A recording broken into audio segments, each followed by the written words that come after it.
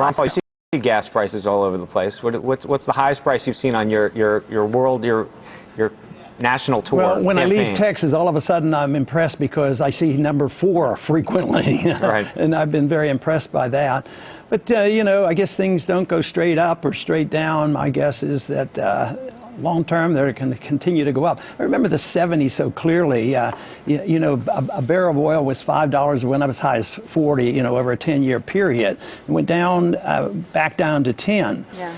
And there's all kinds of reasons, embargoes and the various reasons they give you drilling, why prices go up, supply and demand. But what they don't talk about is inevitably the value of the dollar. So if you look at the value of oil and the value of the currency, it does a lot of this, but long term, it reflects the basic value of the dollar. And the value of the dollar is going down, so the price of oil and gasoline, long term, will continue to go up. And if you have a crisis, if we continue to mess up in the Middle East and mess around with Iran, and that breaks out, you could see $200 barrel gasoline, and you're going to see a real chaos in this country. That's the potential. We have had sitting Fed officials, including Bullard from St. Louis, the Fed president in St. Louis, who have said that they do believe that all of the easy money policies have had some impact on the commodities market. He talked about oil in particular.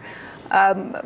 But I don't think you'd see them say that we shouldn't do the steps that we've taken as a result. It's something I think they believe we need to watch, but they still think that monetary policy and having the Fed riding over that is an important tool. Well, I can understand it, and you even made the point there about the pain that might go through if you do that. I look at it in medical terms. It's sort of like an addiction. You know, getting off a drug isn't easy, but if you don't get off the drug, you kill the patient. And our economy does depend on government stimulus and spending and inflation and bailing out and honoring, you know, this moral hazard that we will bail you out, because if you remove it, there is some suffering from that. But long term, it isn't good. And we are addicted to this system. It's not going to be easy. I don't think nothing can be solved until we as a people reassess what the role of government ought to be. If everybody thinks we should be the policemen of the world and have this entitlement system from cradle to grave, run our personal lives and have this monstrous government violating our civil liberties, I'll tell you what, no, this is going to continue. So we have to once again reassert ourselves and decide what type of government do we want? Do we want to have this micromanager? Another part of your platform is that you think the U.S. should pull back quite substantially on foreign aid. Oh, no, not just foreign aid, especially the military and everything. I mean, our national debt went up $4 trillion due to the spending overseas in the last 10 years, fighting wars that were undeclared, unwinnable. We don't know why we're there. There's so much chaos. The violence is getting worse in Iraq. They're talking about Kurdistan breaking away. They want to go in. We're into Syria already. They're anxious to go into Iran. All this nation building going on. No, I want to get out of there. There's no benefit whatsoever. And it's a consistent part of libertarian philosophy that these foreign entanglements create the nexus for the ceding of freedoms back home. You mean, in other words, if we're going to have all these expenses overseas, then we have to cede certain financial freedoms at home to pay for it. Oh, all the time. And look at what has happened to our civil liberties. It's an economic consequence. There's a civil liberty component to it. Oh, yes. And it doesn't help our national defense. The interesting thing is... It doesn't help our national defense? One second. The interesting thing is in this current campaign, I get more money than all the other candidates, even way back for the last year, than all the other candidates put together. So my foreign policy is what is attracted to the military. You said it doesn't help our national defense to be in all these places. Why not? Because of the blowback phenomenon. You know, we go over. How can it help us building more and more enemies? How can it help us by saying we're occupying your country?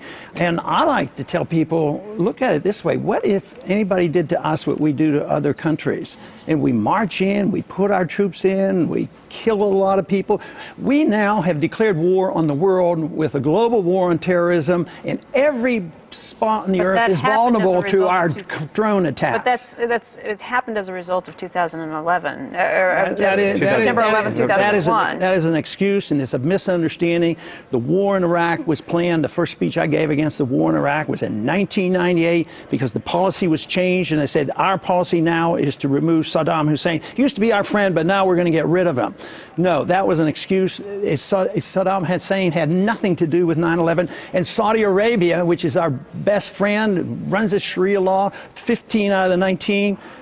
We don't say a word about them. No question that we were attacked on our soil, though. I mean, Sure, no question it is, that we were but attacked, and how do you respond? Maybe if you understand Al Qaeda, yes, they purposely did it, and they explained exactly why.